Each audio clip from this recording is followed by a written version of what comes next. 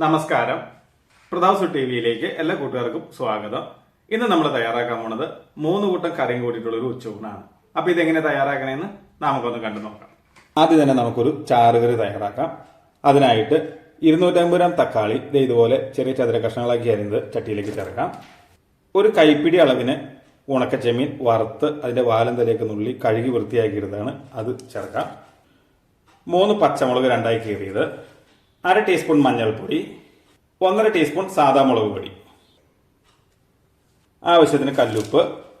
ഇനി ഇത് വേവാൻ ആവശ്യമായ വെള്ളം, ഏകദേശം നേരത്തെ കണ്ട് വെള്ളം ഒഴിക്കാം. ഇനി ഇത് അടച്ചു വെച്ചൊന്ന് വേവിച്ചെടുക്കാം. വെന്ത് വരുമ്പോഴത്തേക്കും ഇതിനെ ചേർക്കാനുള്ള തേങ്ങ ഒന്ന് അരച്ചെടുക്കാം. 1 കപ്പ് തേങ്ങ ചിരകിയത് ജാറിലേക്ക് ചേർക്കാം. ഇനി ഇത് അരയാൻ ആവശ്യമായ വെള്ളവും ചേർത്ത് നല്ലതുപോലെ ഒന്ന് അരച്ചെടുക്കാം. ഇതുപോലെ നന്നായി അരച്ചെടുത്തിട്ടുണ്ട്. ഇതിനി കറിയിലേക്ക് ചേർക്കാം. അപ്പോൾ തക്കാളിയൊക്കെ നല്ലതുപോലെ വെന്ത് വന്നിട്ടുണ്ട്. ഇനി അതിലേക്ക് നമ്മൾ അരച്ചു വെച്ചിരിക്കുന്ന തേങ്ങ ചേർക്കാം. അതിലേക്ക് ഞാൻ ആ ജാറ് കഴുകി ഒരല്പം വെള്ളം കൂടി ചേർക്കുന്നുണ്ട്. ഇനി നല്ലതുപോലെ ഒന്ന് തിളച്ച് വരട്ടെ. അരപ്പ് ചേർത്തതിന് ശേഷം കറി നല്ലതുപോലെ തിളച്ച് വന്നിട്ടുണ്ട്. ഇനി നമുക്കിതിലേക്ക് കടുക് താളിച്ചൊഴിക്കാം. ചൂടായ ചട്ടിയിലേക്ക് 1 ടേബിൾ സ്പൂൺ വെളിച്ചെണ്ണ ഒഴിച്ചു കൊടുക്കാം. 1/2 ടീസ്പൂൺ കടുക്, 2 വറ്റൽമുളക്, 4 ചെറുള്ളി വട്ടത്തിലരിഞ്ഞത്, ഇത്രയും നമുക്കൊന്ന് മൂപ്പിച്ചെടുക്കാം. ഒരല്പം കറിവേപ്പില കൂടി ചേർക്കാം. ഉള്ളി മുളകൊക്കെ മൂത്ത് വന്നിട്ടുണ്ട്. ഇത് നമുക്ക് കറിയിലേക്ക് ചേർക്കാം. അപ്പോൾ നമ്മുടെ സ്വാദിഷ്ടമായ ചാറുകറി തയ്യാറായിട്ടുണ്ട്. ഇനി ഇതിവിടെ മാറിയിരിക്കട്ടെ, നമുക്ക് അടുത്ത കറി തയ്യാറാക്കാം. ഇനി നമുക്ക് കോവയ്ക്ക മെഴുക്കുവരട്ടി തയ്യാറാക്കാം. അതിനായിട്ട് ചൂടായ ചട്ടിയിലേക്ക് 1.5 ടേബിൾ സ്പൂൺ വെളിച്ചെണ്ണ ഒഴിച്ചു കൊടുക്കാം. 1/2 ടീസ്പൂൺ കടുക്, 2 വറ്റൽമുളക്, ചെറിയ സവാള ചെറുതായി അരിഞ്ഞത് നമുക്കൊന്ന് വാട്ടിയെടുക്കാം. അത് ഇതുപോലെ ചെറുതായി വാടി വന്നു കഴിയുമ്പോൾ അതിലേക്ക് ഒരല്പം കറിവേപ്പില, 3 പച്ചമുളക് വട്ടത്തിലരിഞ്ഞത്, ഇതൊന്ന് ചെറുതായിട്ടൊന്ന് വാടി വെച്ചേട്ടോ. ഇതുപോലെ ചെറുതായി വാടി വന്നു കഴിയുമ്പോൾ അതിലേക്ക് 1/4 ടീസ്പൂൺ മഞ്ഞൾപ്പൊടി, മഞ്ഞൾപ്പൊടിയുടെ പച്ചമണം മാറുന്നവരെ ഇളക്കി കൊടുക്കാം. ഇനി അതിലേക്ക് 250 ഗ്രാം കോവയ്ക്ക് ഇതുപോലെ ചെറുതായി അരിഞ്ഞത് ചേർക്കാം. ആവശ്യത്തിന് കല്ലുപ്പ്, 1/4 കപ്പ് വെള്ളം. ഇനി നല്ലതുപോലെ നിറക്കി കൊടുക്കാം.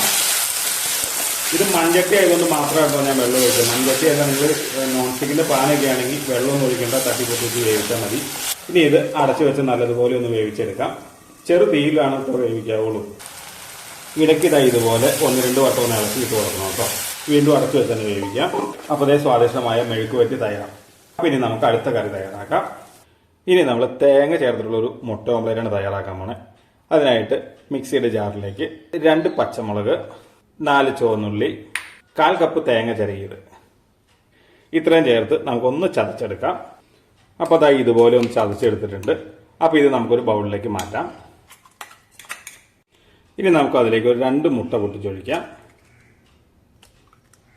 ആവശ്യത്തിന് ഉപ്പ്, ഇത്രയും ചേർത്ത് നല്ലതുപോലെ ഒന്ന് ഇളക്കി യോജിപ്പിക്കാം. ഓംലേറ്റ് തയ്യാറാക്കാം. ഓംലേറ്റ് തയ്യാറാക്കാനായിട്ട് അടികട്ടിയുള്ള ഒരു പാനാണ് എടുത്തേക്കുന്നത്. പാൻ നന്നായിട്ട് ചൂടായി വന്നു കഴിയുമ്പോൾ അതിലേക്ക് 1 ടീസ്പൂൺ വെളിച്ചെണ്ണ ഒഴിച്ചു കൊടുക്കാം. ഇനി അതിലേക്ക് നമ്മൾ അടിച്ചു വെച്ചിരിക്കുന്ന മിശ്രിതം ചേർത്ത് കൊടുക്കാം.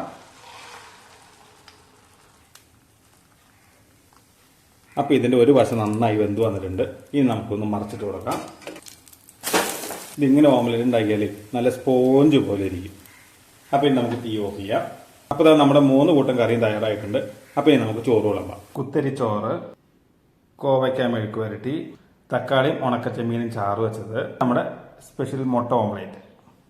ഇത്രയാണ് ഇന്നത്തെ ഉച്ചയൂണിൻ്റെ വിഭവങ്ങൾ. അപ്പോൾ ഇതെല്ലാവരും കൂടിയിട്ടുണ്ടല്ലോ, കൂട്ടി ഒരു പിടുത്താട് പിടിച്ചാൽ എന്താ രുചിയെന്നറിയാമോ. അപ്പോൾ എല്ലാവരും വീട്ടിലും തയ്യാറാക്കി നോക്കണേ. തീർച്ചയായിട്ടും നിങ്ങൾക്ക് എല്ലാവർക്കും ഇത് ഇഷ്ടപ്പെടും. അപ്പോൾ ഈ രുചി എല്ലാവരിലും എത്തട്ടെ.